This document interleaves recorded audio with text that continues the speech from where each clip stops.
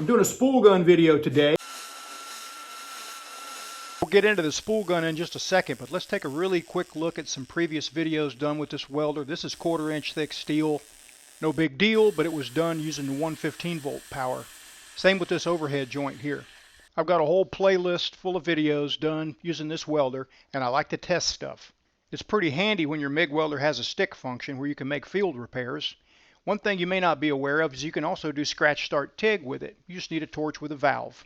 It's not included with the package, but it is just another option, making the welder a whole lot more useful if you want to practice some scratch start TIG for a test you have coming or something like that. I got a video coming out on that really soon doing this 3G plate.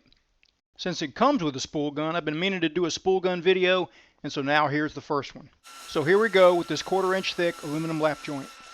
This is only a 180 amp MIG welder. It's a PrimeWeld MIG180, and like most MIG welders, it's got a chart for recommended settings.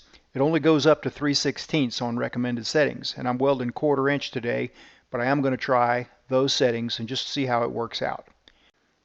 I bumped up the voltage by 0.2 just as a gut feeling.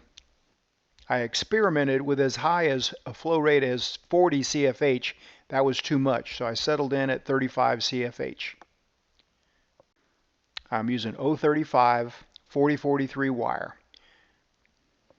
I'll be using a little forward and back type motion to try to put some TIG-like ripples in this weld, and it kind of works well in playing that arc up toward the front of the puddle, at the leading edge of the puddle, to make sure you get penetration. Travel speed is pretty darn fast, probably at least 12 inches a minute.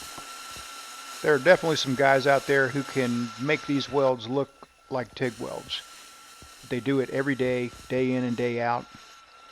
I don't use a spool gun much at all, and I made this video for people who are in the same boat just to kind of help them if they ever need to.